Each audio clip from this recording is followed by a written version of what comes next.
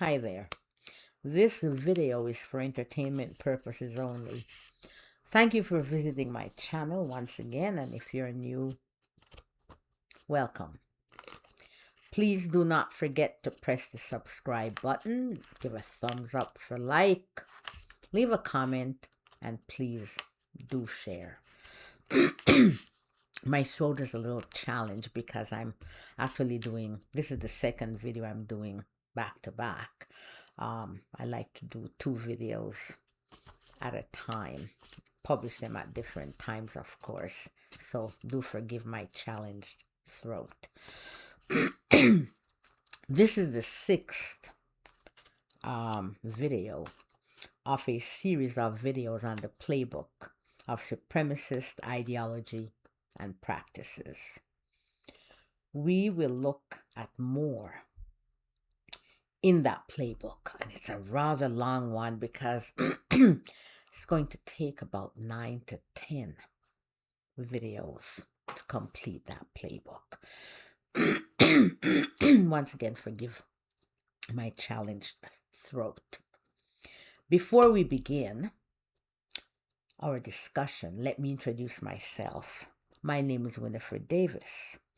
I have been a shaman, psychic medium, traditional and spiritual counselor, and healer for the past 37 years, and in a couple of months it will be 30 years. I've been at this for a really long time.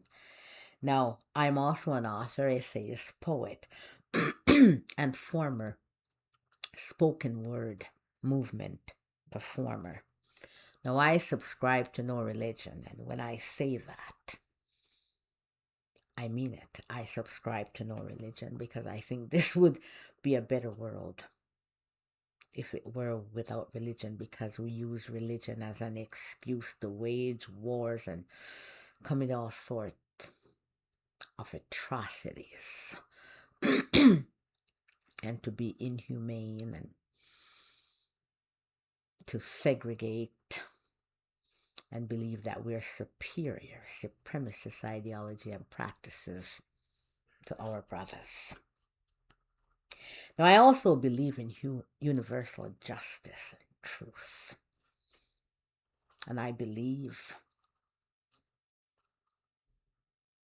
that there's no my side, and not that I believe, but there is no my side, really, and no your side to the truth. It stands unopposed. With the imposter justice of man, there is an exception to every rule. But with the universal justice, there are no exceptions to its rules. Now, I'm not here to lead anyone. I don't want to be a leader of anyone or anything, actually. And I'm not here to convert anyone, because each man must evolve according to his own light. My duty is only to my conscience, the light that guides the free will I was given at creation. That conscience, that light, is what links us back to the Creator, if you choose to say, to our Father. Each of us was given free will at creation, and that light, that conscience, to guide that free will. And that is why that conscience, that guide, that light to guide that free will, is what makes each of us responsible for our own actions. That's what makes each of us responsible for the well-being of our soul. That's what makes each of us accountable. And we cannot blame our general, our parents, our king country, the bully, demons, or the devil for our own action or actions. The buck stops with us. Now, as I said, I don't want to lead anyone, and I don't want to be led by anyone. My duty is only to my conscience, as your duty should also only be to your conscience. Now, I am here only as a messenger.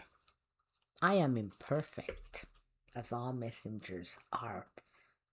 Each person on this earth, every one of us, is imperfect. We've all committed spiritual mistakes or sins.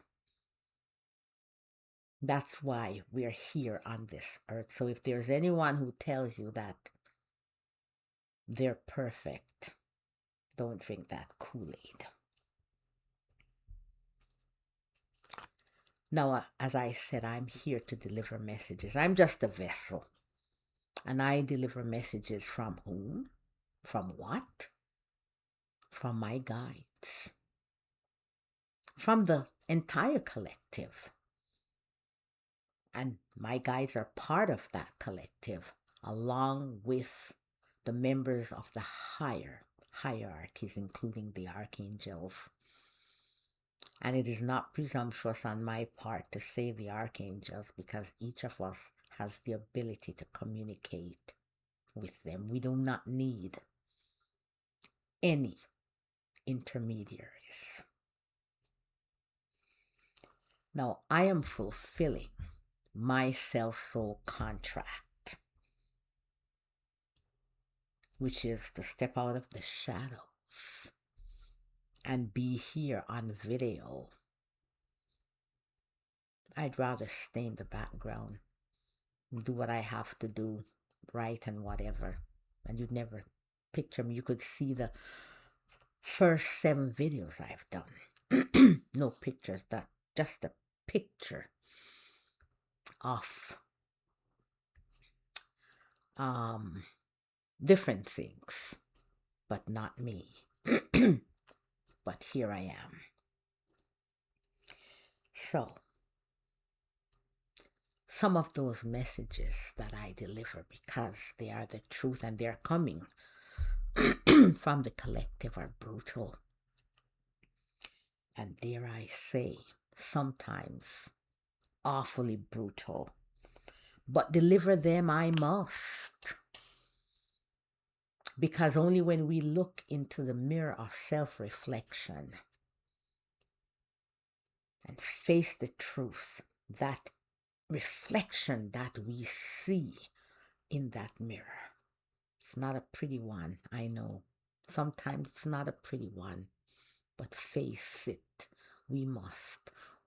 And once we face it, then we can begin to ascend the ladder of soul restoration and correct our mistakes. And we might make those same mistakes again, but cut ourselves some slack. Try again. Just keep moving. Keep moving forward and up. Now, please do not freely interpret what I say. So if I say that the sky is blue, I mean it's blue. I didn't say sky blue, even though it's the sky. Because sometimes the sky is not even sky blue anyways. I didn't say turquoise blue, marine blue. I said blue.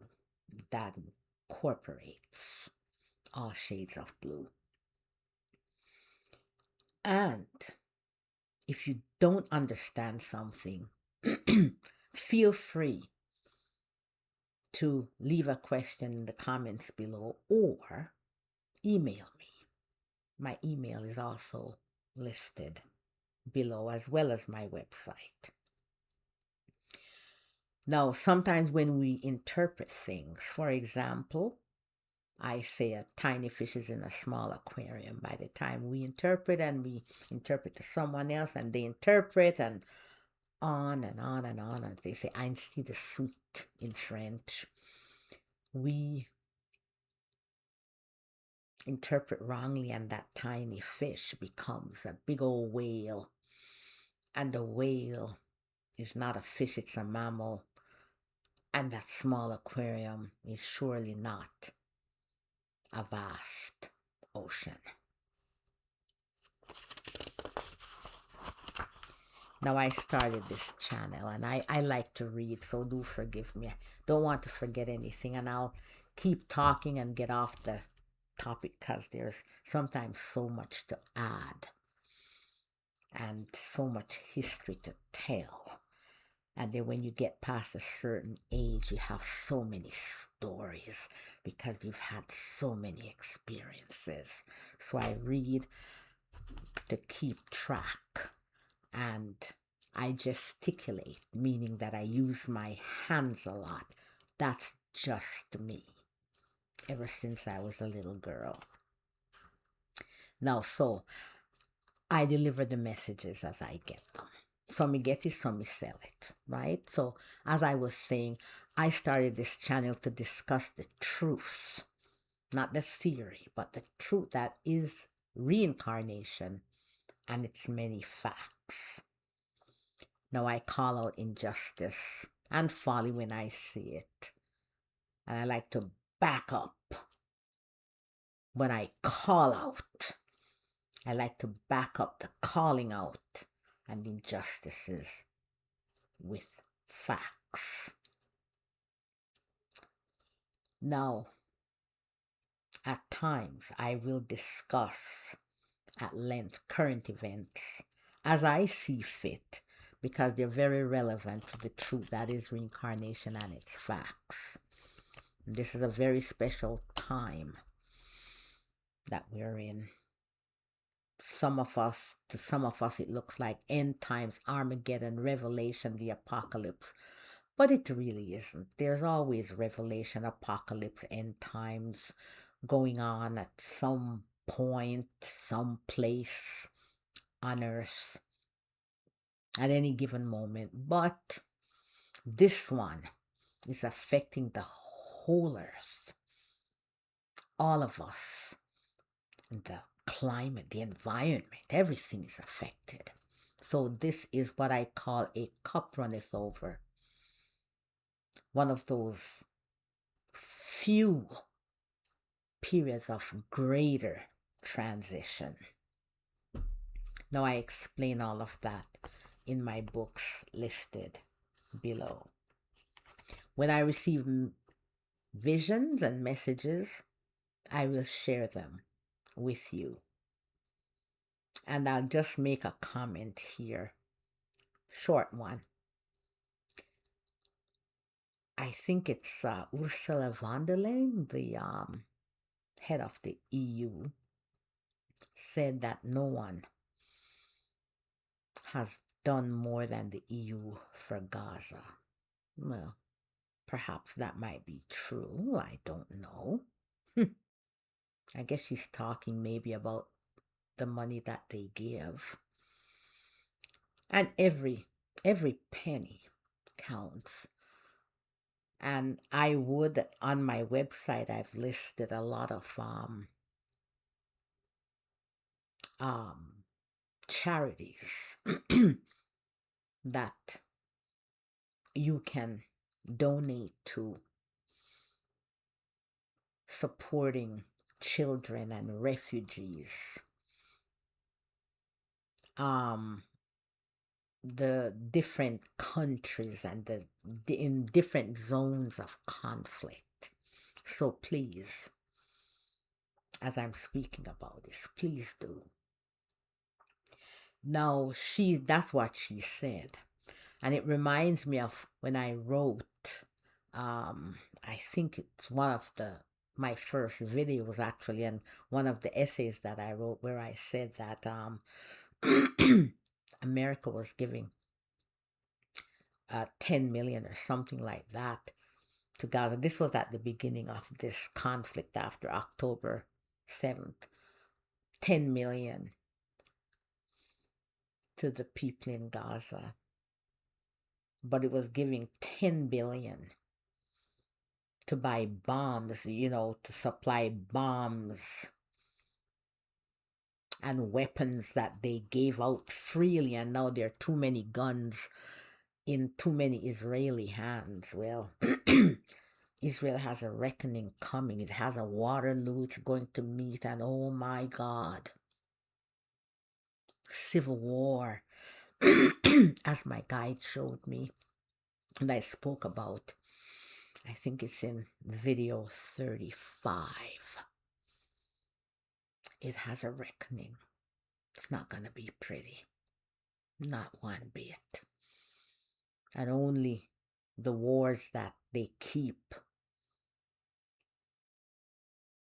starting, that's keeping them delaying that reckoning that's coming due. The laws of karma. Karma is not revenge, but sometimes it plays out that way. Anyhow, that's what she said. Well, look over here, but don't look over there. How many billions of dollars worth of business is the EU continuing to do, and some of them selling or trading in arms with Israel? Look over here at the millions, but not over there at the billions. They have the power, and she's one of them. Never once express or show any empathy for the children and the babies in Gaza. Always with the tired refrain, blame Hamas, or Israel has the right to defend itself. Well, duh. Every country has the right to defend itself. How is the question? And the last thing I'll say is with regard to, well, they're having the funeral of the Ayatollah, who was made unalived, slaughtered, I should say, along with his family, and that tiny coffin that we see his granddaughter. Not even a drop of empathy in the cup of most of those politicians, those Zionists, those neocons in America who did a double tap and made certain that they slaughtered those little girls and the people who would come to save them. Very sad. But she has become one of those tiny shrouds of light to illuminate the mirror of self-reflection, to show us and reveal unto us the pretenders to the throne of virtue who talk about human rights. They don't know.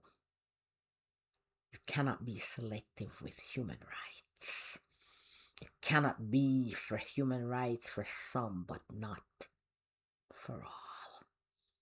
Like Bayard Rustin, that civil rights icon who had to stay in the background. He organized all those marches during civil rights because he was used to organizing when he was in England and elsewhere for labor rights, the labor movements. But he kind of had to stay in the background because he was gay. And even after the civil rights, he was still organizing.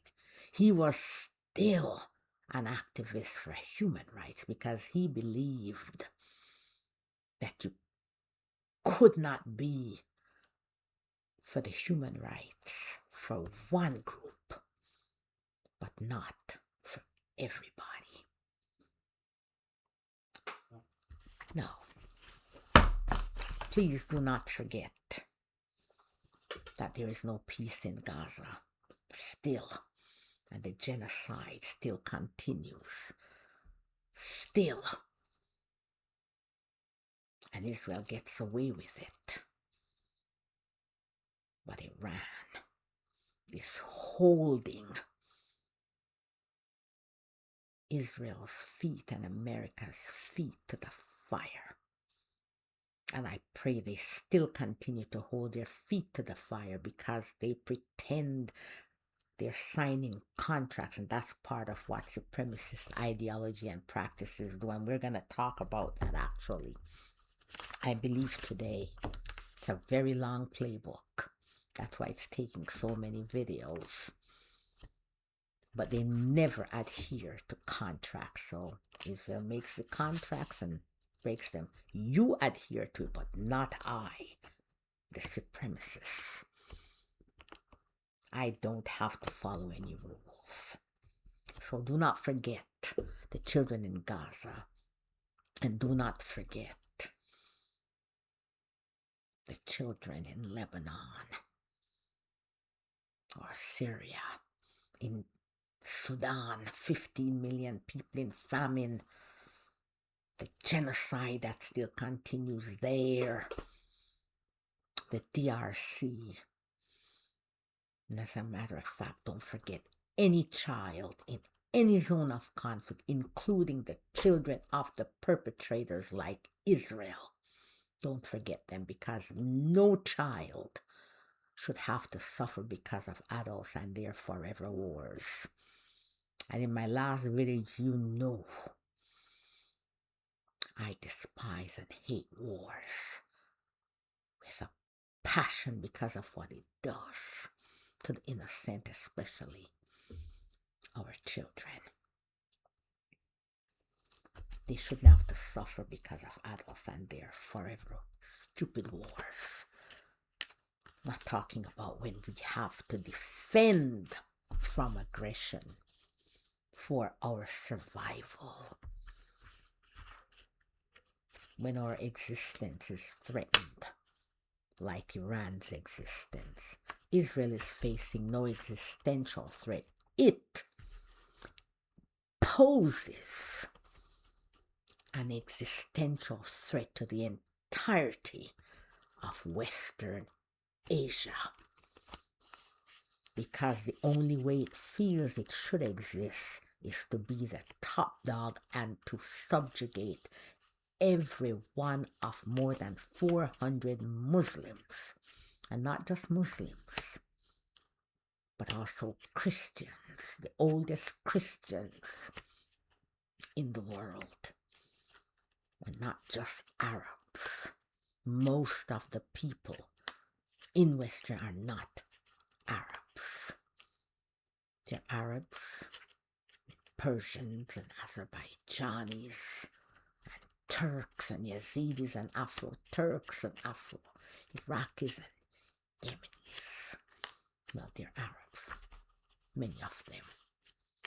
And the Syrians, and Phoenicians, and Kurds, and the list goes on. Brown, black, all different phenotypes, hair types, white, and they speak different. They belong to different linguistic groups. And by the way, Hebrew is a Semitic language, and once upon a time, all of the people, many of the peoples in the Levant were considered Semitic peoples, but well, definition has change, not in the anthropological or sense, but anti-Semitism in terms of Jews. But they all Semitic people speak Semitic languages, which includes Berber or Amazigh, the different Berber or different Berber languages. Let me not get tongue twisted here, right? Which includes as well Arabic and Hebrew, of course. So let us start now. This video, once again, is for entertainment purposes only. The book of Playbook of Supremacist Ideology and Practices. Give with one hand and take back with two.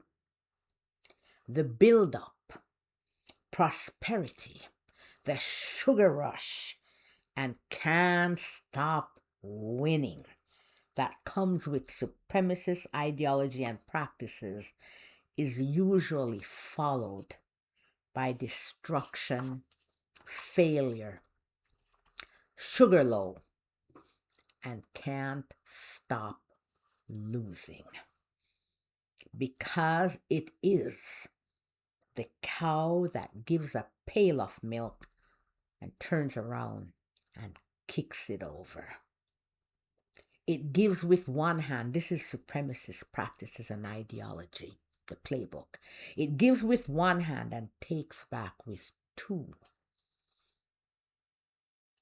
America and the Western countries are examples of giving with one hand and taking back with two. They are the cow that gives a pail of milk and turns around and kicks it over. America and its allies have provided or led the world with its rules-based order, and they've benefited mostly.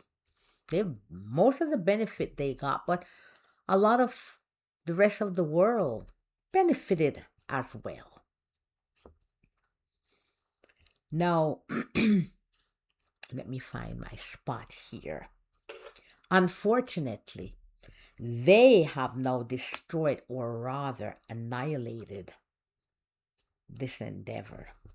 Many knew that there was a leak in this rules-based order, a small hole in the pail, and the occasional spills since the beginning of this endeavor, with the exceptions and contraventions here and there in international to these rules, that would be flouted and conveniently applied with vetoes in the United Nations or in the Security Council of the United Nations, vetoes in international bodies, invasions of countries under false pretenses like Iraq, the invasion of Iraq, support for dictators like Marcos, for example, and all those dictators in Latin America,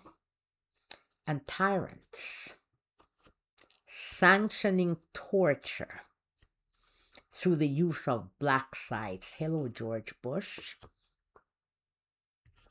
W. Bush, and his war on terror, and the criminal and egregious use of terrorist designations to invade sovereign states, carry out extrajudicial killings or making unalives, and other unlawful acts, like what they're doing now, making unalive those fishermen, those poor, mostly fishermen off the coast of Latin America, South America, Central America, and the Caribbean as well. And saying, they're carrying drugs and all of that. Nobody is saying anything about it now. It's become normal. It's been normalized. but the families and the children that they're leaving without maybe a breadwinner or the main breadwinner. What will happen to them? The war on Gaza has fully knocked over the pail and spilt all the milk. There's no going back now. You'll never be able to recover that milk. As a matter of fact, that tiny little hole has also, well, let us say the bottom of the pail has also fallen out. The pretenders to that throne of virtue have been exposed. America has now globalized corruption, human trafficking, committed torture of even children on American soil. People they call illegal immigrants, disappeared people, including citizens in the concentration camps where they detain aliens. And with many of its former allies silenced, that includes Britain now, silence free speech, and Germany, in and either actively or in silent acquiescence encourage or permitted others, such as Israel, to flout international and humanitarian laws that they created. Remember now, even the ICC, the International Criminal Court, according to people like Lindsey Graham, it was made for African dictators and Eastern European dictators. In the aftermath of World War II, they created the rules-based order with its many institutions, but when the true test came, they destroyed that order and the institutions. The war on Gaza was the ultimate test, and in the service of Israel, they proved many things, including the power of compromise, when because of corruption, we become patsies for blackmail. America is filled with those patsies of all colors, no matter who they are, whether they're black or white or pink, Democrat or Republican, all masks, male or female. Alas, the West has now become the cow that gives a pail of milk and turns around and kicks it over. And we don't need to talk about England, but you see those three go together. England, or formerly Britain, is the parent. America and Israel are the children. But America should learn from Britain, because look at Britain. We've seen in real time the largest empire in history, not contiguous land, empire land-wise. That was Genghis Khan and the Mongols. But the largest empire where the sun never set, look at what it has become now. In the case of Israel, it has enjoyed a decades-long affair with the West where it could do no wrong, and especially under their salesman, Benjamin Netanyahu, the temptress of America. This has been true especially since the 1990s and the rise of Benjamin Netanyahu. With the rise of Benjamin Netanyahu, other factors also rose in prominence, giving Israel unrivaled clout over Western politicians, especially American politicians and the media. However, this is for another day. I think I've spoken about that ad infinitum. Suffice it to say that Benjamin Netanyahu has unraveled the image of Israel as the only democracy in a Middle East surrounded by brutal dictators with the world's most moral army. That's the IDF. What a farce. An image carefully cultivated by much propaganda and smoke in the mirror, billowed by the bully pulpit of American administrations, Democratic and Republican, and an irresponsible American mainstream media, and to a lesser extent, but a great one nonetheless, this applies in England now, as we are now seeing. With Starmer, good riddance, he's gone. He has unraveled, this is Netanyahu, his own carefully crafted and cultivated illusion, thus becoming, as is so often the case in supremacist ideology and practices, a cow that gives a pail of milk and turns around and kicks it over. Supremacists giveth, and they taketh away. And what he has done for Israel, he has destroyed Israel in a way that not even Israel's worst enemy could have done a better job. Supremacists, as I said, they giveth and they taketh away. They give with one hand and they take back with many. Self-destruction. The chickens have come home to roost. No lie lasts forever. All that is hidden, although this was always in plain sight, this was Israel as the only democracy in the Middle East surrounded by dictators, must one day come to light. What was hidden? The subjugation and brutal oppression of the Palestinian people, the daily indignities, daily dispossession and usurpation of their homes and lands, and the regular periods of Spartan-style culling, or they call it mowing the lawn, of the Palestinian people by the democratic, most moral army of the state of Israel. Although things might be in plain sight, as long as we are blinded by the smoke of propaganda and are not cognizant, they do in reality remain in the dark.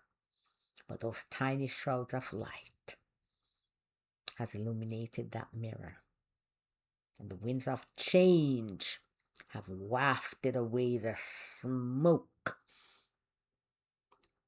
can no longer hide.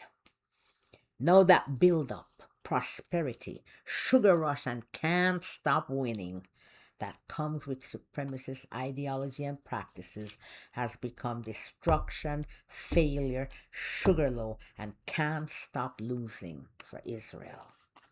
Benjamin Netanyahu is on the verge of destroying democracy in Israel.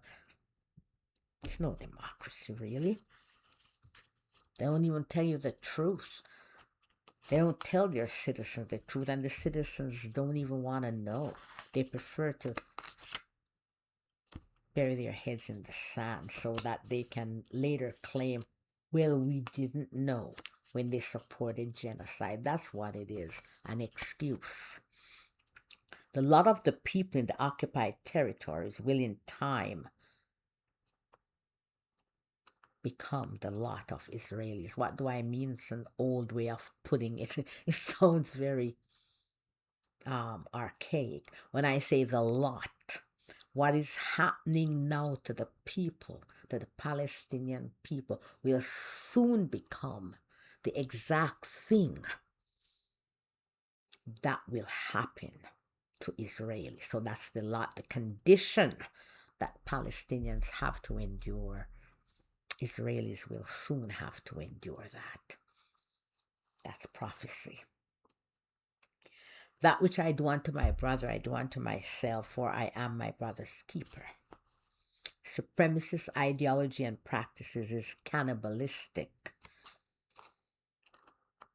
It has failed in Gaza, no matter the spin, even if it succeeds in annihilating the Palestinian people. Once again, no amount of PR is going to change the view that most of the world now has of Israel because of its atrocities, depravity, and barbarism in Gaza inflicted on especially children and babies. So buying up the media, all the media landscape in America ain't gonna help them. Once again, the gig is up, and even the billionaires, even if the billionaires buy all the information space to billow the smoke of the propaganda and spin, it will not change anything. Only deep soul searching and sincere corrective actions, transformational ones at that, will change those views. The sugar rush or sugar high is gone. With each war fought over the decades, Israel has seen and experienced increasing fatalities and damage. Once they were invincible, no more. History teaches us that once those we subjugate and brutalize get over their fear, they will come back at those who oppress them, come back at their oppressors with a force even greater than the one with which they were oppressed. We're seeing that in real time. That's why there are more, a lot more Israeli casualties now than there used to be. And with every war that has gone on, it has steadily increased. But the supremacist ideology and practices are the last ones to get the MO, or to get the memo, I should say. They're the last ones to get the memo. The impenetrable cloak of invincibility has shred. Nothing lasts forever but salvation, the good kind. History teaches us this. History is filled with the corpses of states, societies, and empires that were invincible until they were not, like the mighty Rome. The Teutoburg Forest Massacre of the Roman legions led by Varus is an example. And that is when it was several legions of the Romans. That's what stopped them from trying to conquer Germania. And someone who had actually grown up in Rome was of Germanic ancestry. And they tricked the Romans, and they made unalive, they annihilated several legions, and some of the heads were nailed to trees in the Teutoburg forest. You can read my book for more details on that. It's called the Teutoburg Forest Massacre. Now, there are thousands of wounded veterans. Israel has become isolated. Remember what my guides had said, that was from 2024. And I mentioned that in video, I think it was video 35, when I found it as I was going over some notes for the book I'm working on, and I found those revelations memorialized where they said to me, Iran will not become isolated. Israel will become isolated, will be isolated. Well, it has become isolated. Its citizens reviled in many places. It is no longer the darling of the West, at least maybe for the politicians, but not for the general population. More than one half of the American population no longer favors Israel or its narrative against the Palestinian people. Well, we see it with our own eyes. A picture is worth 1,000 words. Babies deliberately starved to death. More bones. Mere bones, I should say. Mere bones with sunken, hollow eyes. Flaccid arms. With not even the strength to cry from the pangs of hunger or the pain of sickness. Those images are real. Those babies are real and not like what Hillary Clinton said. Say, oh, those are old pictures from Yemen. And even at that, America helped under her watch as well to put those children out. Or maybe she wasn't there at that time. Maybe Jim Carrey had come in to put those children in Yemen in the state. And she has the audacity to say it's not real. Those babies in Gaza are not real. Women, if ruled by the world, if the world were ruled by women, it would be a better place. Balderdash. Those stupid masks don't mean anything. It is your soul. Your soul. The journey of your soul that determines who you are, and not a stupid mask like gender female. Now, those babies are real. No one wants to hear the lies anymore. Only the people of the miscreant ilk, the miscreant Benjamin Netanyahu, only people of his ilk want to hear his nonsense, his lies. The converted, we might call them. Benjamin Netanyahu is the second most reviled man in America, second only to another supremacist, the whore of Babylon that sits at the head of the American Manchurian regime. So Netanyahu in America is second to that soul as being the second most reviled man in America. Oh, sorry, it's not the whore of Babylon. Sorry, it's Elon Musk. That's another miscreant. Sorry, it's not the whore of Babylon. It's Elon Musk. Second, so Elon Musk, with he and his Doge responsible for the making, the slaughter, the making unalive, the deaths of more than 14 million children by the end of this year, actually. And as Bill Gates said, it is not a pretty sight to see that the richest man in the world was taking away from the poorest children in the world. You know, like health care and food. That's what he did. But that wouldn't mean anything to him because his conscience is in hiding. One day we'll find him, if not in this lifetime, in some lifetime.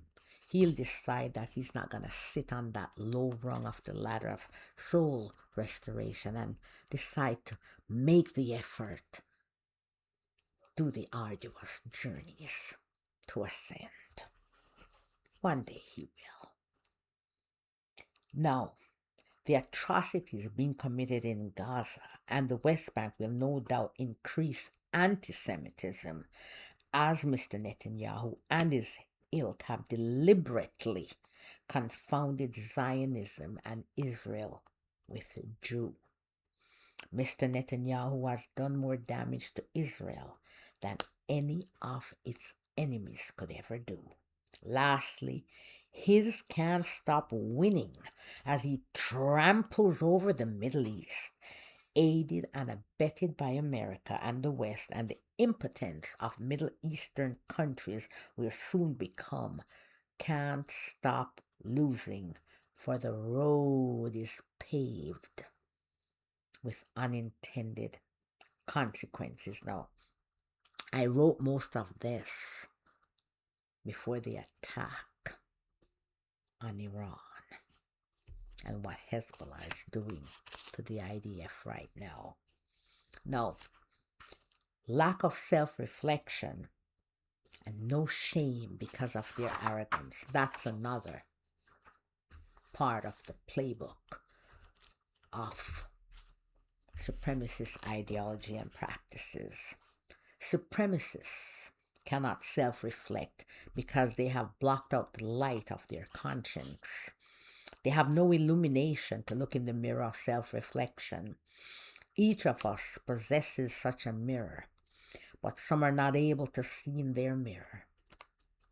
History teaches us that arrogance, pride, cometh before a fall.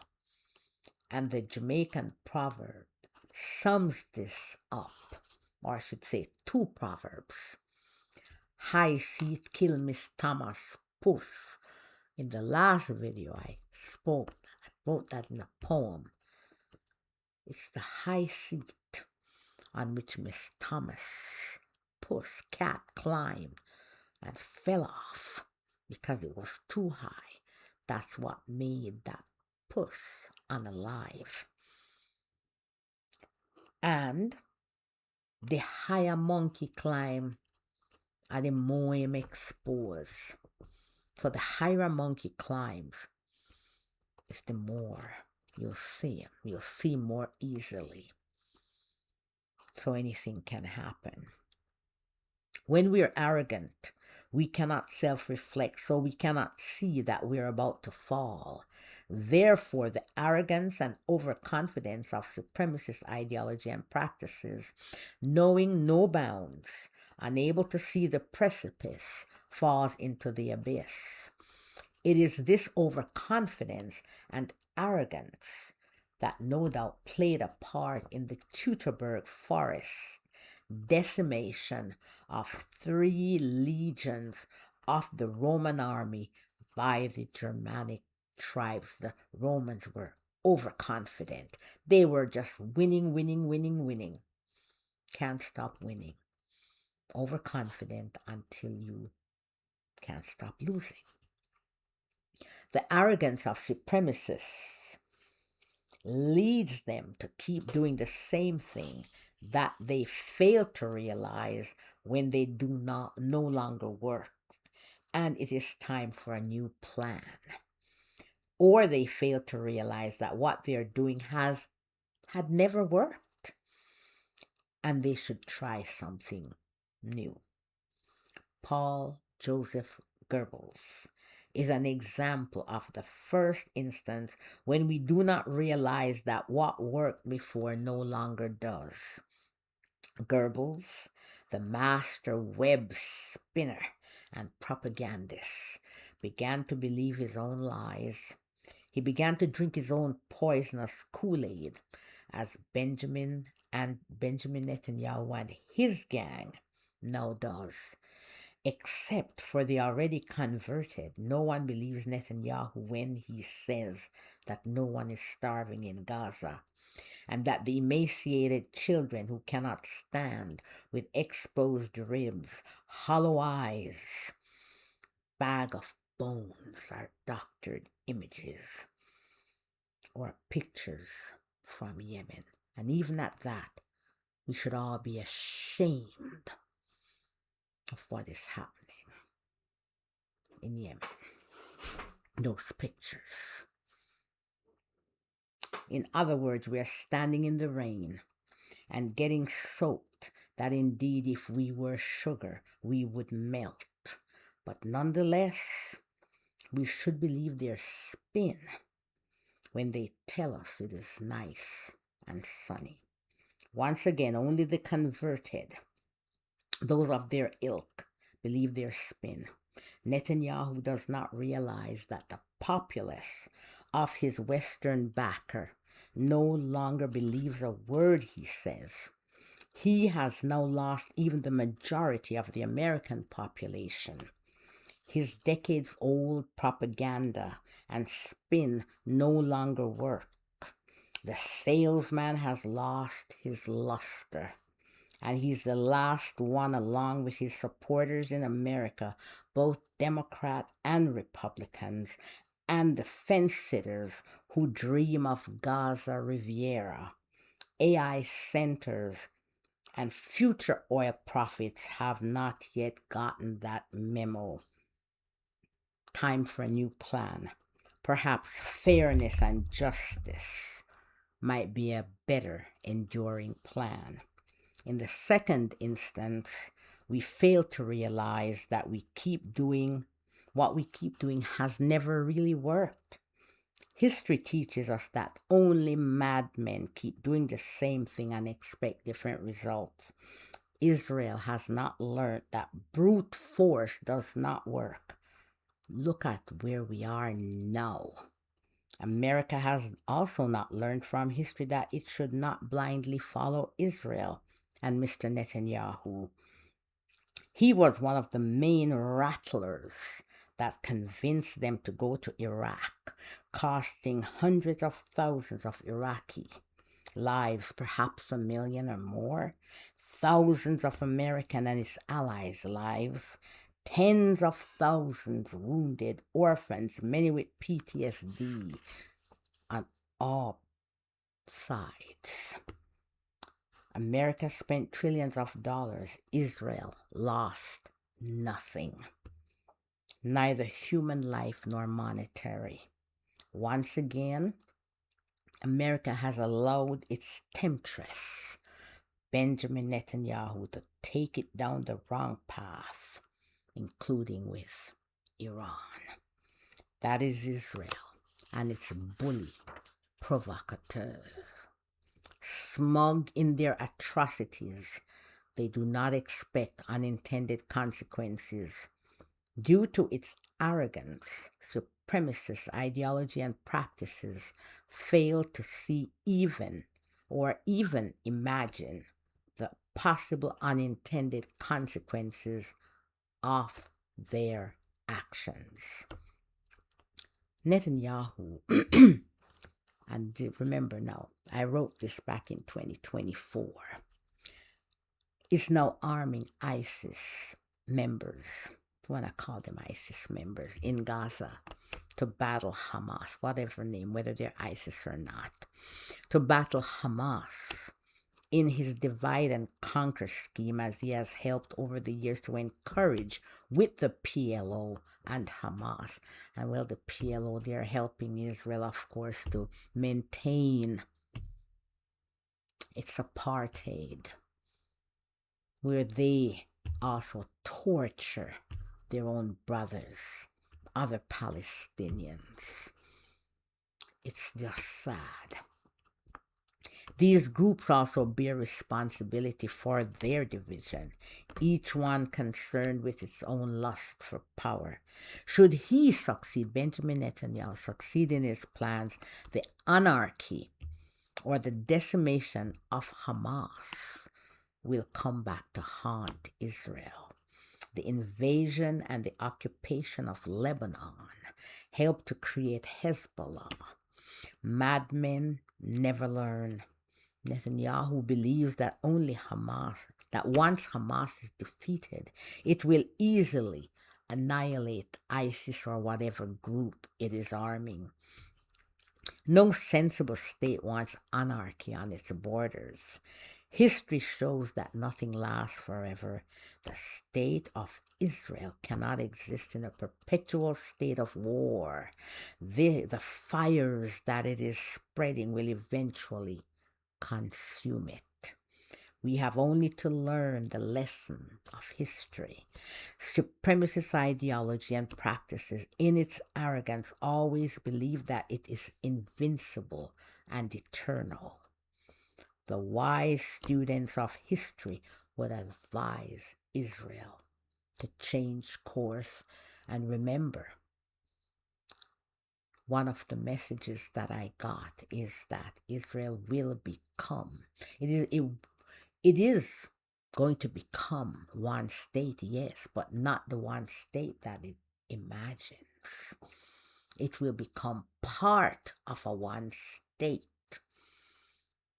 How it becomes part of that state, that one state, will be determined by their actions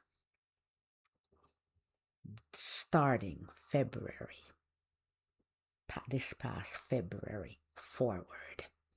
Well, it has no intention to change. Let us see what will happen. Maybe I won't be alive by then.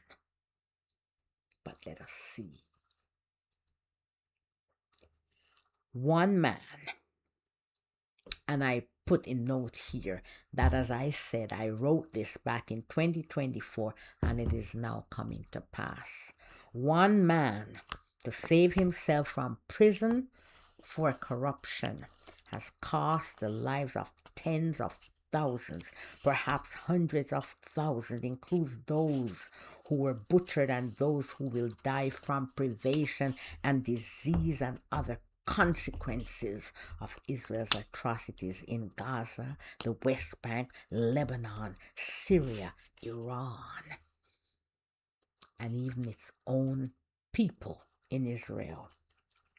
Ruined, this one man ruined the lives and livelihood of millions throughout Western Asia and the world, for that matter, since October 7th. Think about him. And the world now has to suffer with what is happening with the Strait of Hormuz, economic crisis, how selfish this one man, supported by less than 7 million people, think only of themselves.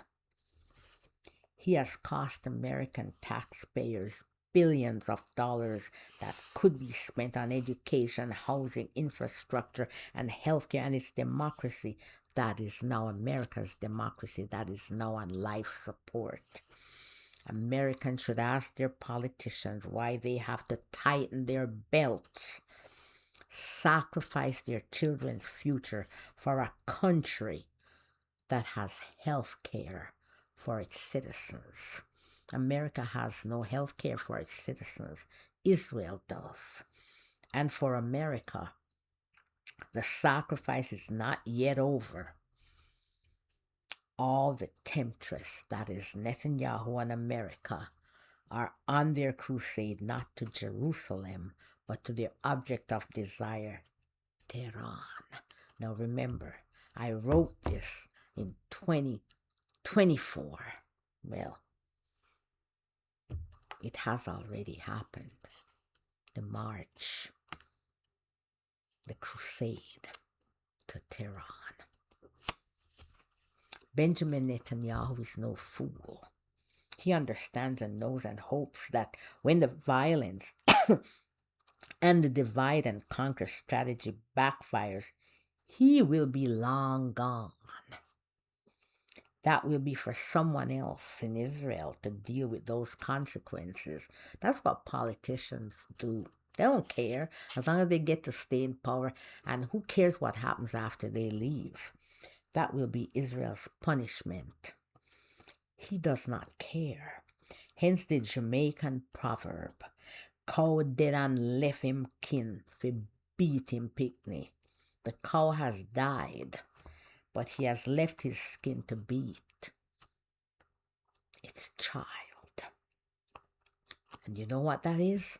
The skin is a leather belt that people use, right? Used to use to beat kids, or perhaps even adults. So that's what the cow does. So he's like a cow. Couldn't care less, because he knows when he's gone, well, his skin will continue beating people, right? In Jamaica, they also say that it's the man way, you know, a pass, no feel nothing. The man who, poos on the way. He doesn't feel anything. It doesn't affect him. He just does what he's doing and he just goes about his business. But it's the man who comes behind him and steps in it. He's the one who has to bear the stench. He's the one who has to feel the consequences. Right? Now, supremacist practices and ideology, they do not honor contracts or treaties.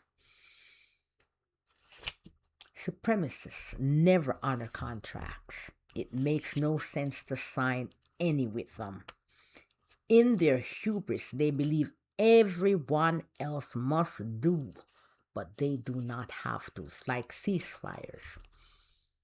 You cease firing, but I, Israel, continue firing as I please. If we recall in one of the past videos when I spoke about out of the horse's mouth on supremacist practices and ideology, the Zionists, out of their mouths, the leaders and founders of Israel, things that they said. Ben Gurion, I believe they consider him the father of Israel, first prime minister. He said that no one should sign any treaty or contract with Israel. Just imagine. So they say it. He says, quote, if I were an Arab leader, I would never sign an agreement with Israel. It is normal. We have taken their country. It is true God promised it to us, really. But how could that interest them? Our God is not theirs. There has been anti-Semitism, the Nazis, Hitler, Auschwitz. But was that their fault? They see but one thing. We have come and we have stolen their country. Why would they accept that? This was quoted by Nahum Goldman in Le Paradoxe Juif, the Jewish Paradox, page 121. You can read my book. References are there. Look at Israel's behavior with all those ceasefires. So we should not be surprised. They admit it themselves. Often that is why they will make organizations and treaties. But they will never be a part, right? We have treaties and organizations, but Israel and America, they'll never be a part, like the United States and the International Criminal Court. Granted that as the hegemon, everyone will be after America, so they do not want others ganging up on them. However, we often hear from them speaking that others should uphold the laws of the International Criminal Court, but they never do. Iran must respect international law and open the strait, but they, America, blockade it and slaughter poor people in the Caribbean. This is also what Hitler did when he had his agreement with Stalin to share up Poland. And then it launched the ill-fated Operation Barbarossa. This is what the American Manchurian regime also did at least twice with Iran, and also with Suleiman back in the first Trump term. And I said that name. Normally I don't. Never trust them as far as you can spit, which for most of us is not very far. Expanding borders and forever wars and boogeyman. That's what supremacist ideology, that's part of their playbook. Supremacist ideology and practices necessitate expanding borders, forever wars, and a boogeyman. Expanding borders for protection leads to wars. There's always a boogeyman or an enemy. You're afraid of the boogeyman. You fight the enemy because your boogeyman becomes your enemy. Expressed as well by political parties espousing supremacist ideology and practices. You know, they always got to find someone to blame for something. Supremacist ideology, expanding borders, and practices require empire building. In that quest for domination over others and the land and its resources, so they're always expanding their borders. Quite often, the reason/excuse is that they need buffer zones, countries or parts of countries to protect their borders. Sometimes they are on a messianic mission to spread and enforce their superior beliefs and way of life to and on those they deem inferior to them. Sometimes they want to conquer and rob the resources of other countries for resources they do not have and feel they should not have to pay for them, as in the case with the current American Manchurian regime and its nefarious intentions with the sovereign, independent, peaceful country of Canada.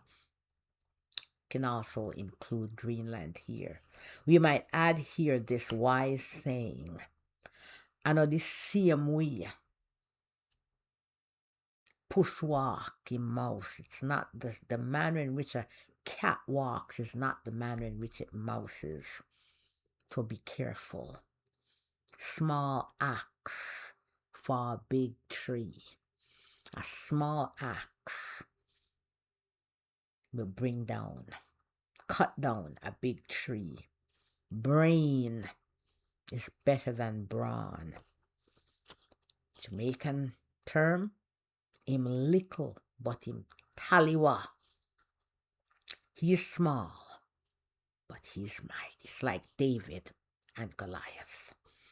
Others want to expand using the excuse that they have to defend a group that wears at least one mask like theirs: ethnicity, language, race, religion. The group used for excuse to invade might consist of only 10 persons in a population of 5 million. In a settler colonial modus operandi, countries place members of the similar mass strategically, like pepper in the salt and pepperhead of mostly gray. Hitler used this as an excuse. Israel has employed this strategy in the West Bank. It is now using the Druze population as an excuse. I remember when I wrote this, 2020, most of this was 2024, as an excuse to complete a takeover of Syria, one of the countries Netanyahu claimed was a made-up state and not a sovereign one. It has used and is using buffer zone sham excuse reason in occupying Gaza, Lebanon, and Syria. It has now created buffer zones for buffer zones. It has created in Syria, Gaza, and now in Lebanon to steal more land. Well, in Lebanon now, They have their buffer zone, security zone, and pilot zone added to the buffer security zone. Interesting, isn't it? This is what is called the Jim Screechy way in Jamaica. You know, like you one step, then another step, and then another step. That's Jim Screechy. It's kind of like under the cover. This is what Anansi, the trickster spider in Jamaican tales, would do, always believing no one notices. In fact, Israel has now strategically put a chokehold on Jordan and Syria by taking over the Yarmouk Basin and Unity Dam, two water sources that are vital to not only agriculture, but the very survival and prosperity, the viability of those countries. It has already diverted much of the water in the West Bank away from the Palestinians. Israel controls the water of Palestinians in both Gaza and the West Bank, one of the horrors of the accords between Palestinians and Israel. How would any Palestinian state ever survive, be independent and viable with these injustices? That's why there won't be two states. There will be one state, but not the one that Israel expects. We must not drink the Kool-Aid when we hear from those, including those from the Clinton administration, that any failure should be laid at the feet of Palestinians. These are the same scoundrels, and I'm talking about these neocons, miscreant souls who billow the smoke of the propaganda, spin and lies of the state of Israel and the Israeli Defense Forces with the tiresome refrain of blame Hamas. Israel has a right to defend itself, and Palestinians should teach their children not to hate Israelis. These are the same miscreant souls who try to gaslight the world, made up of people who are in their eyes simpletons. That's people like us. That the daily multiple massacres and slaughter of civilians, including tens of thousands of children and babies, is not real and is fake news and propaganda. These are the same miscreant souls who pretend to be paragons of virtue, who lecture the rest of the world about morality, justice, and freedom, about women's rights, human rights, children's rights, who refuse to acknowledge the rights of Palestinian women and children. Their brutalization, sexual, physical, and mental torture, their subjugation, bondage, and enslavement, who encourage Israel to continue on with their genocide. Russia, as we will discuss later, for centuries, right? Think of the time of Catherine the Great, for example, has always used buffer zones to protect our borders for its empire building. Protecting our borders and buffer zones excuses and reasons for its expansion caused what would become a 15-year conflict between ancient Egypt and the Hittite. That was also with the famous battle, the first, I think, recorded treaty in history was between the ancient Egyptians and the Hittites. And the first battle there was the Battle of Kadesh, where Ramses, he was a great propagandist, self-promoter. You know, all the murals depicting that he was at the forefront. It's as if he were the only one who fought the battle and that he won that Battle of Kadesh, which was more like a draw because it was years later.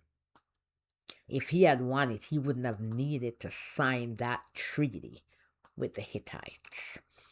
If they're allowed to continue, Egypt, Jordan, Iraq, and the entirety of Western Asia will not be immune. They will be next. This strategy of theft and usurpation of lands is equal opportunity. In terms of forever wars, the boogeyman and the enemy. Now, supremacists stay in power through a constant state of conflict and war. There must always be a boogeyman or an enemy. Without the Palestinians, the state would have to deal, Israel would have to deal with its racism against its own non-Ashkenazi Jews who are not of European, excluding those from the Iberian Peninsula, the Sephardi's, descent Jews like the Falashas, or of Ethiopian descent, whose children were sent to special Israeli-style residential schools. Like African Americans, they go to war. Just like the Druze, the only Muslims in Israel that actually allow in the IDF. They go to war and return to their second-class or third-class citizenship. There are also other groups of Jews, such as the visible Mizrahi and Sephardic Jews, who are also treated as second-class citizens, and I discussed that in my books. And as I said, Druze Muslims, the only Muslim citizens of Israel who can enlist in the IDF, are also treated as second-class citizens. This state of war keeps the society together. When there are no wars, then the state must contend with systemic issues like racism in a hierarchy, with those of European descent at the top. At the soul level, too many are alike in the amount of light they have blocked out of their consciences, as I discussed before. Hence, the small e and the large E that I like to put in humane and humane. Currently, there is a second reason as to why the war on Gaza continues unabated and the multiple fires that have been lit throughout the region. The reason is so typical, once again, of politicians and supremacists. War is a means of staying in power. Netanyahu, as we discussed, true to both screeds, politician and supremacist, will burn the whole world down to save himself. This is the do or die moment of the leaders of these cults. And I discuss that even more coming up in another video. The followers will burn the world down for their ideology. That's what the followers do. That's what the mob of sheep do. But in most cases, their shepherds, their leaders do it in self-interest. Netanyahu couldn't care less about the ideology and stuff. He's just plain about himself and raw power. In this war, Hamas has become the boogeyman, or even more, the enemy. The boogeyman we must fear and easily becomes an enemy that we hate and must annihilate. We will use them here simultaneously. We are not excusing the horrors of October 7th. Civilians should never be victims or taken as hostages in any conflict. Every day, for decades, Israel has taken Palestinian men, women, and children as hostages, imprisoned them without charge under the Israeli draconian military laws, much of it dating to the British Mandate for Palestine, beginning around 1920 to 1948. These laws are used to terrorize Palestinians. They have been physically, psychologically, and sexually abused. Thousands of children have been kidnapped. See my book. Supremacist ideology and practices always require a boogeyman, as I said, in the goodwill gesture of releasing the dual Israeli American citizen and IDF soldier with the American negotiator. And I'm harping back to something that happened in 2024. Hamas agreed to relinquish its control of Gaza and have it governed by technocrats for a permanent ceasefire. If you will recall, Israel would not accept that. Why would Israel not want Hamas to relinquish control? The answer is simple. There would be no boogeyman. No reason to continue the war that continues because we want to and must defeat Hamas. Furthermore, Benjamin Netanyahu would have to face his music, and the attention of the Israeli populace would turn to his trial, and once more reminding the country that their wannabe Cyrus the Great, Moses and Joshua rolled into one, is truly a selfish narcissist and dishonorable megalomaniac. Scoundrel. In their arrogance, for arrogance usually go hand in hand with supremacist ideology and practices where it believes it is smarter than everyone else, would not agree. He would not agree, but rather demand that Hamas release one half of the hostages in 7 days for a 60-day ceasefire. Of course, the world knows that Israel is not honorable, as we discuss. They never honor any treaty, contract, or anything. And after 7 days with continuous genocide and mass displacement, the offer would be repeated for another round, and then Hamas would be out of hostages. Well, it did happen. Or there would be too few hostages to care whether they lived or they died. Why would Hamas fall for that trick? Not even a 2-year-old would fall for that. Netanyahu has used one Muslim state or another as a boogeyman. The biggest boogeyman for both America and Israel has been Iran, the object of their collective desire. The West conspired with Iraq to use chemical weapons on Iran in the 1980s. Now it conspires to contaminate the population with radiation. Why, we must ask, is there such fear expressed by the West, including the IAEA, which appears to have been corrupted by Israel and America with the fallout from the destruction of other nuclear facilities, but not for those in Iran, and the direct bombing by Israel in complicity with America and the encouragement of its Western allies, and especially Germany. Again, there should be fear for all.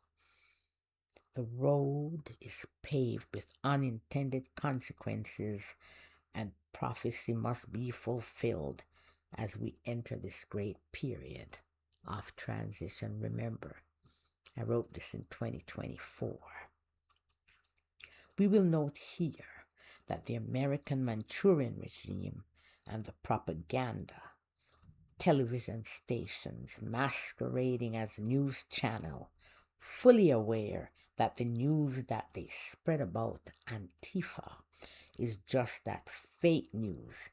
Immigrants, Antifa, and it comes from the German word antifaschistische, and George Soros are the boogeyman in America and extremists and white supremacists across borders.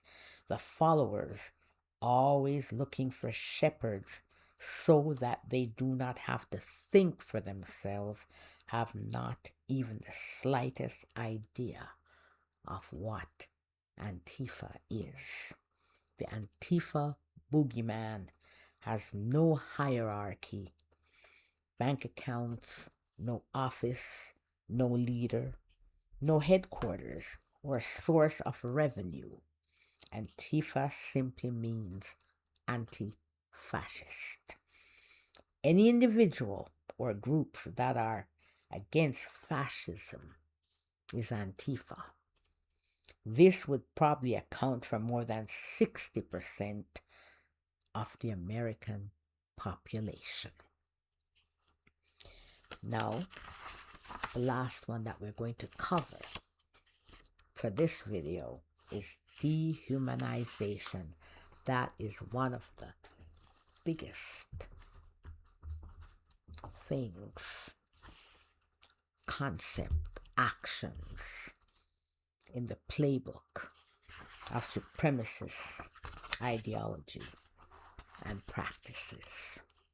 When we dehumanize others, we deny them their qualities of a human being.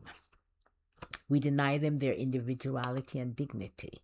We dehumanize others so that we can rationalize the psychological inconsistency of our inhumanity. And I did explain what psychological inconsistency was in video 35, so that would be part 4 of the series. We dehumanize to legitimize the atrocities, cruelty, violence, and unspeakable horrors that we inflict on others without flinching, without nary a dash of empathy or remorse. And in so doing, we become the beasts and savage, cruel beasts that we designate others as. This is projection, because we project qualities of uncivilized beings that we engender onto our victims and take unto ourselves the qualities of civilized that we lack.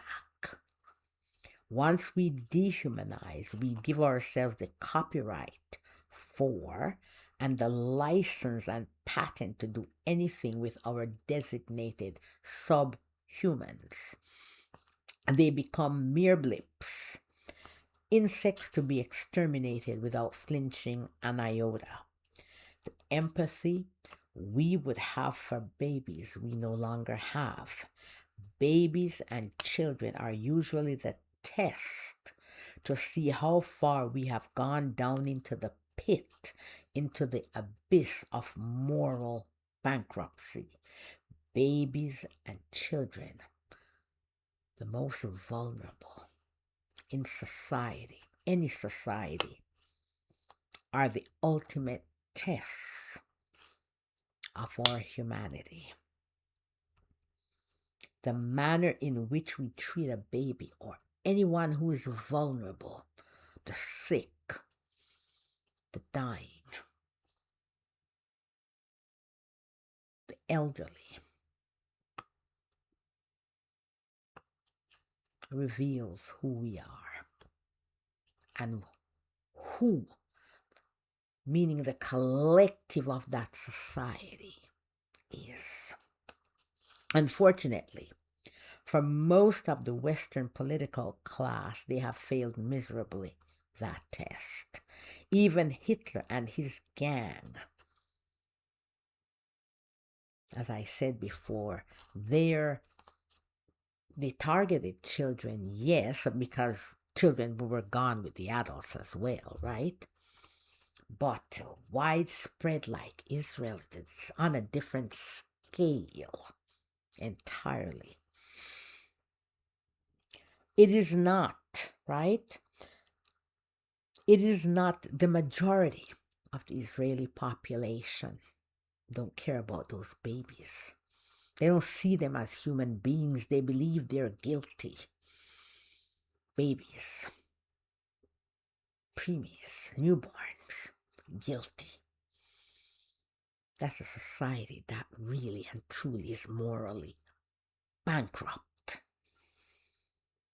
It is not coincidence, but well planned, decades ago, as we saw earlier, in the words of Zionist leaders. It might not be too much of a stretch to call the slaughter, maiming, kidnapping, imprisonment, and systematic sexual, physical, and psychological torture of Palestinian children national policy in Israel. We will note here that not even sheep crossing the street have been saved from the IDF, the psychopathic and sadistic energies of these miscreant souls. The Nazis wouldn't have done that. As a matter of fact, if anyone did that, they'd end up in a concentration camp. So even the Nazis had a red line.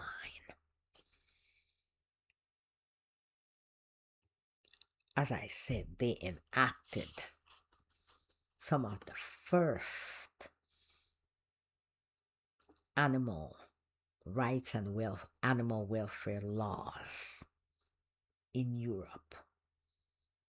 Plutarch, the Greek philosopher, historian, biographer, he cared a lot about animal rights. He wrote a lot about animal rights. He wrote that the series Parallel Lives. You should check him out. Plutarch. Even, as I said, the Nazis had a red line. Punishment for contravening those laws was a trip to a concentration camp. And that's what would have awaited the snipers of the two sheep crossing the street and those who used dogs. And they got most of those dogs from Europe to grape Palestinian medics in Israeli torture prisons.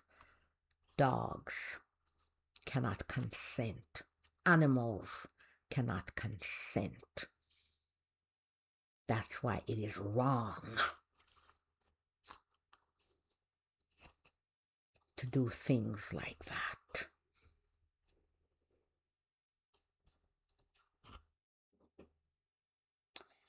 No, cruelty should never be inflicted on animals. And as I said before, on August 19th, 1982, United Nations General Assembly established the International Day of Innocent Children Victims of Aggression because of the state of Israel and its actions against Lebanese and Palestinian children. This was from 1982. Supremacists of all mass in their offensive wars dehumanized their target group. all of them, no matter the mass, no matter where they are in the world, no matter the ages throughout history, use the same methods. Sometimes they employ sieges, after which they commit horrific massacres, as what occurred during the First Crusader siege of Jerusalem in 1099 CE. The siege of Acre or Acre during the Third Crusade, that's the crusade with Richard the Lionheart and Saladin, and the siege of Carthage during the Third Punic Wars, that's in BCE. The sieges result in starvation, dehydration, and spread of many communicable diseases, and eventually cannibalism. They infest the population. That's what supremacists do, with disease, as Genghis Khan did, by hurtling corpses of his men who had died from the plague over the walls of the besieged Genoese colony in Crimea during the 1340s CE. Israel has used trebuchets, bows and arrows, and drones to launch different incendiary devices, including white phosphorus, a chemical that is banned in modern warfare to set villages and towns, farmland, and bush on fire in Lebanon in June 2024. Israel has committed every kind of side, and when we talk about side, that means the annihilation of something. So, germicide, annihilate, eliminate germs. Bovicide, eliminate cattle like cows. Herbicide, eliminate the grass, right? And it's like when you say infanticide, you're eliminating a child, infants. So they've committed every type of side. You have, for example, bird. I can't remember what side that is, but I've listed all of them in my book. The different types of side that you can have is sort of like, you could say, matricide when you eliminate mothers, right? Patricide, you eliminate fathers, right? They've committed every side. There is no side they have not committed. Grape, including sodomy with instruments and dogs, as we said before, is used as a weapon against men, women, and children, with violation of the genitalia post-mortem, as we see. And this is not just Israel was the first part with the dogs and instruments, but supremacists who dehumanize people, they also use weapons against men, women, and children with the violation of genitalia post-mortem after someone has died, as was witnessed in the grape of Nanking. This is back in the during the time, I think it was in the 20s or 30s, I can't remember, but it's all in my book. We see it happen in Sudan. It's happening now in the Democratic Republic of Congo. Oh, the horrors that we've heard of there. And that poor doctor, I can't remember his name. I think, did he win the Nobel Prize or some prize for all the surgery he had to do on those poor people, especially women.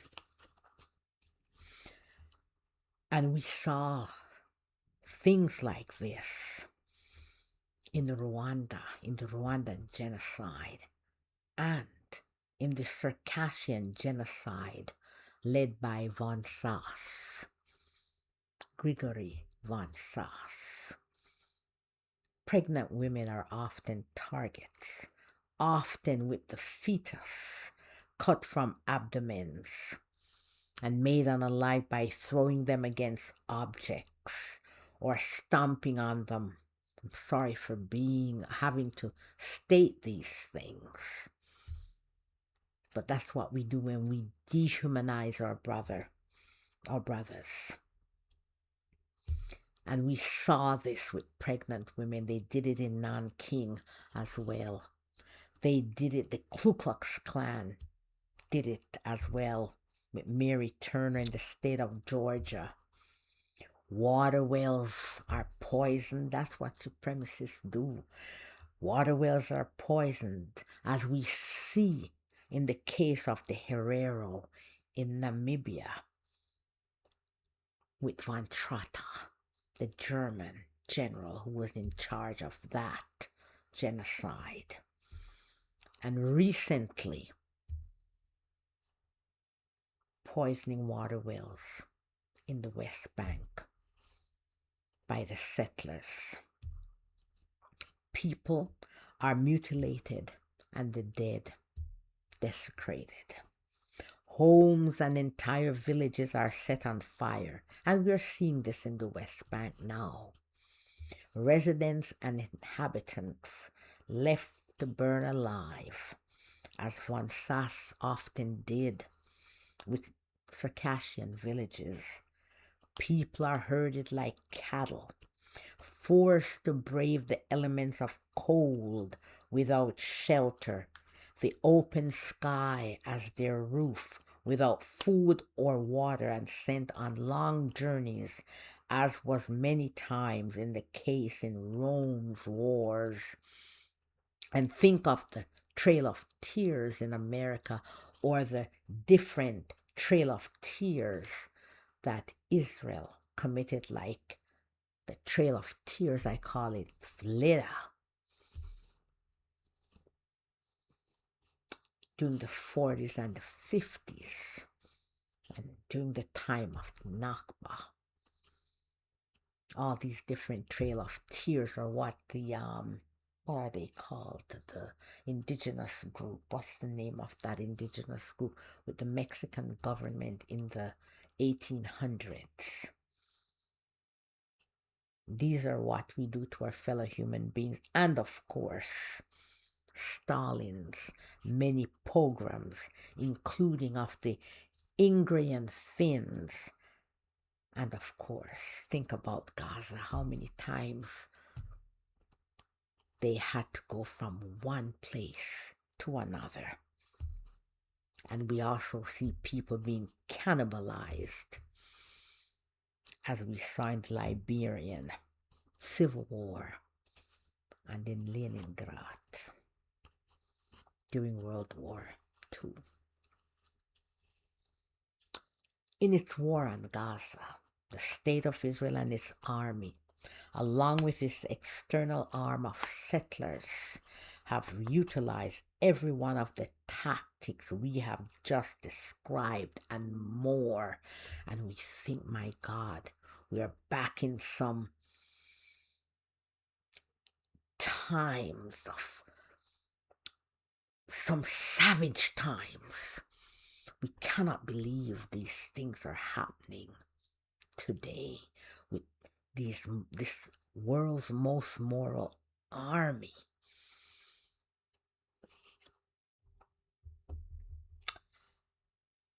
They have not done, as far as we know, in Israel what the KKK did to pregnant Mary Turner.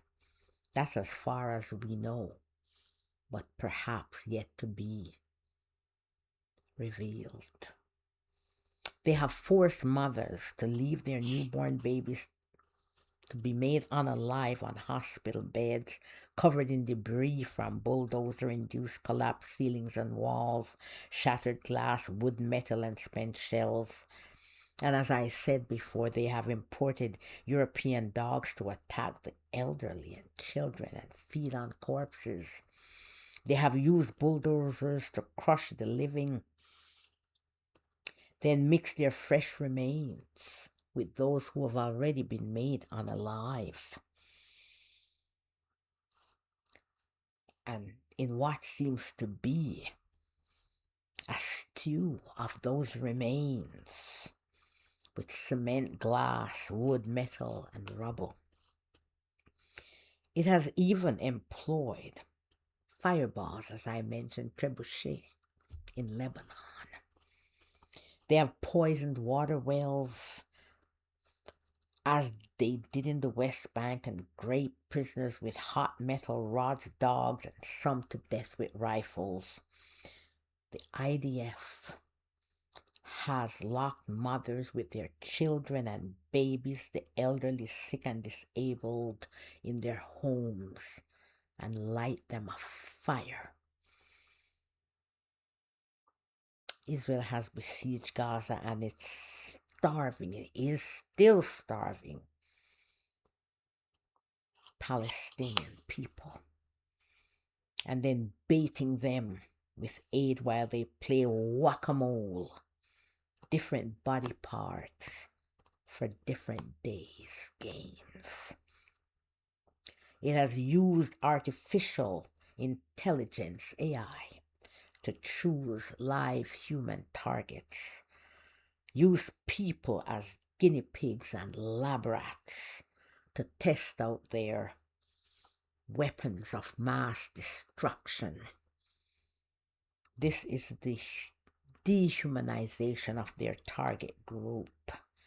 They use this as justification for their vile, reprehensible, repugnant, and barbaric acts unbecoming of civilized, humane beings. The Jews were viewed as pathogens and vermin and rats by the Nazis, and that permitted them to commit the Holocaust without flinching one iota. According to the testimony of the best friend and sister-in-law, wife of the brother-in-law, Werner Kant. This was Magda Goebbels' first husband. Recounted, so her old former sister-in-law recounted back in after World War II, when they were taking all these testimonies, that upon seeing a little Jewish boy sitting in the Café Anast, Hitler said that he would like to squash him like a bug on the wall. And Magda Goebbels said to her sister-in-law, "I couldn't believe it and thought it was just provocative talk, but she really did it later. It was all so unspeakably gruesome." The Hutus dehumanized the Tutsis in the 1994 Rwandan genocide to cockroaches, and that permitted them to massacre approximately 800,000 of their fellow human beings in a span of 100 days. Led by Dr. Shiro Ishii, Unit 731 of the Japanese Imperial Army, disguised as a water purification plant and lumber mill, labeled, right? The Japanese Imperial Army labeled the 10,000 human beings their brothers. Most of these people they labeled were Chinese, mostly Chinese, and some Russians. A few Americans and other prisoners of war, they labeled these human beings their brothers and used them as guinea pigs and lab rats. They called them maruta, logs. Israel refers to Palestinians as beasts on two legs, grasshoppers, and as human animals. As per their former defense chief Yoav Gallant, a man considered moderate by many in Israel and the former Biden administration. We must wonder by what standards or criteria is such a man moderate? In what dystopic world are we living when we label a man moderate? One who ordered the siege and denial of food, water, medicine, and fuel to more than 2.27 million civilians, one half of them children. Destroyed most of the schools, bakeries, hospitals, orchards, animals, grass, bulldozing of the living, the sick, children, babies, and mixing their fresh remains with those of the already unalive. Locking women, children, the elderly, the disabled in their homes and lighting them afire, bombing dehydrated children, waiting in line for water. And by the way, they just made unalive a little boy again in Gaza. All he did was go for water. That's Israel. Terror state. Bombing dehydrated children, waiting in line for water, or just simply playing, or incinerating and beheading. Yes, these were the real beheading, not the ones after October 7th that they came out and made all those lies that were not true and spread in America. These were the real children who were beheaded or melting their flesh from their bones to test out their new weapons, and graping, as we said, medical personnel with dogs and rifles and hot metal rods, some of them to death, baiting, and I'm just repeating some of what I just said before.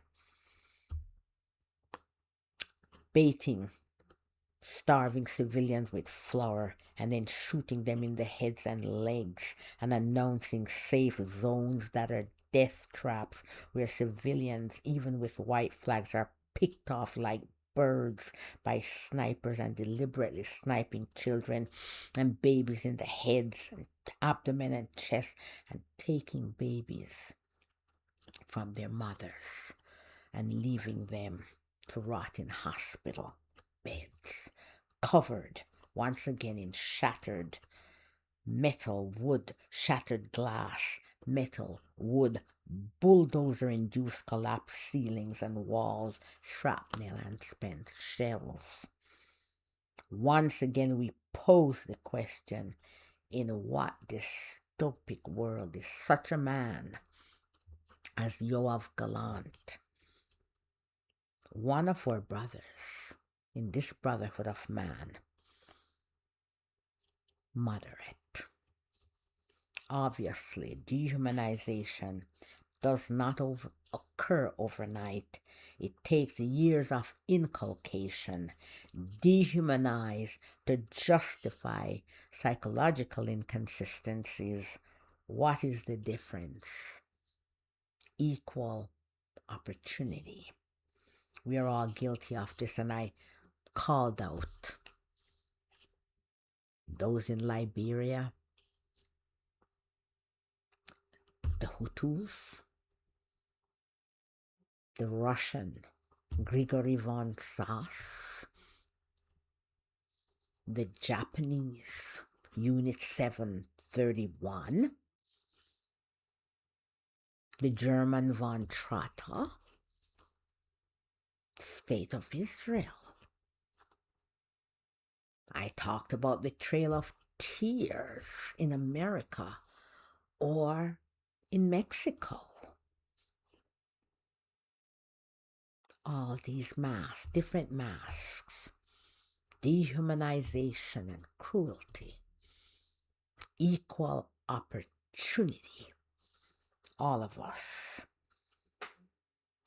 We're all guilty at some point, as we discussed in some of my other videos, whether we adhere according to the masks or to the eyes of the soul, where we can be of any masks throughout the soul's journey, and might have been in one of those, be it Roman, for example, or Syrian.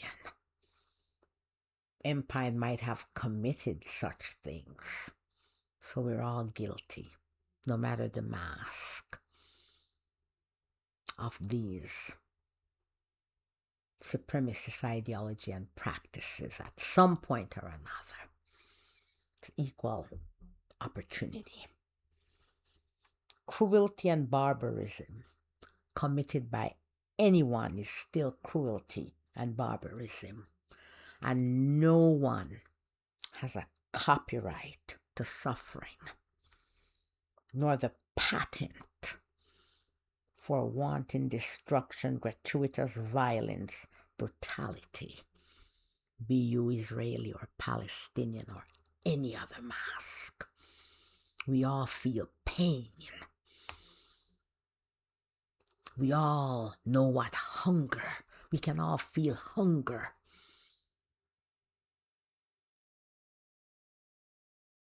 And none of us have a right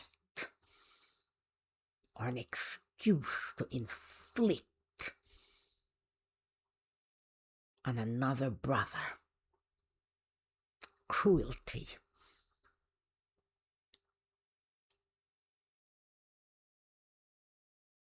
None of us.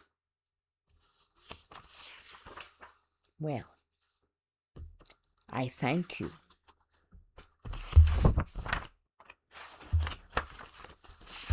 for visiting my channel once again.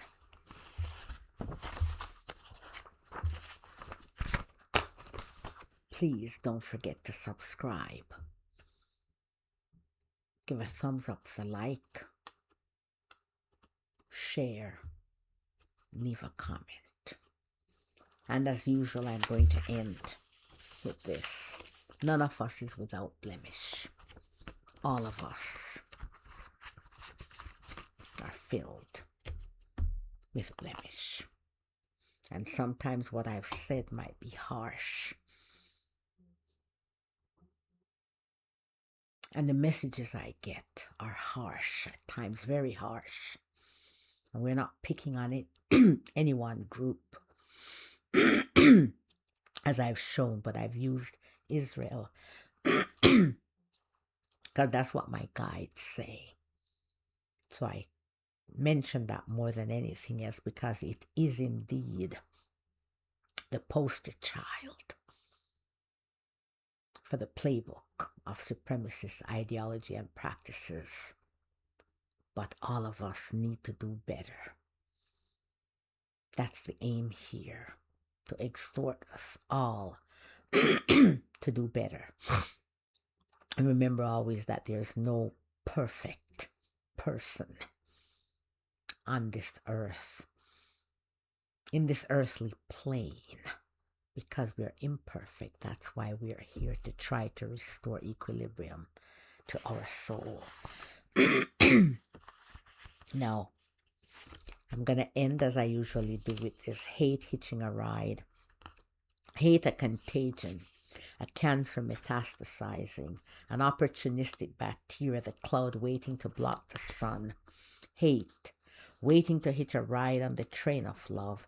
Hate, the rat on its rat passage, hitching a ride on the boat to the plague, hate the bedbug waiting for our suitcase, hate the roach riding our coattails, hate the shadow always lurking behind, sometimes longer than us, hate just lurking behind the thin curtain, waiting for its turn on center stage to take us to a place not so far away, a blast back from civilization to barbarism, from knowledge back to ignorance, from wisdom back to imprudence. Hate never takes a holiday, always looking for the opportunity to hitch a ride on the train of love. Hate inhabits the same house as love within us. And once again, none of us is without blemish. All of us live in glass houses. We are all brothers in this brotherhood of man. And God the Creator never gave to any of us any parcel of land. And He has no chosen few. May we never try to flee our conscience so that we will always do correct actions. May we learn to walk a mile in our brother's shoes so that we can see the humanity in each other. May we respect the differences in each other and know that our Creator has no chosen few. May we find comfort in the knowledge that each of us is slated for redemption and none is excluded. May we find solace in the knowledge that it is not a question of if, but one of when. Each of us shall return to our Father. May we know that we are just tenants on this earth and take care of each other, the earth, and all the creatures that dwell thereon. May we always adhere to the divine principles of the fatherhood of God and the brotherhood of man, doing unto others as we would have them do unto us, love. May we know that which I do unto my brother, I do unto myself, for I am what I am, my brother's keeper. May peace, may the tiny shrouds of light forever illuminate our path through the dark. May peace forever reside within us and between us, one divine, universal love.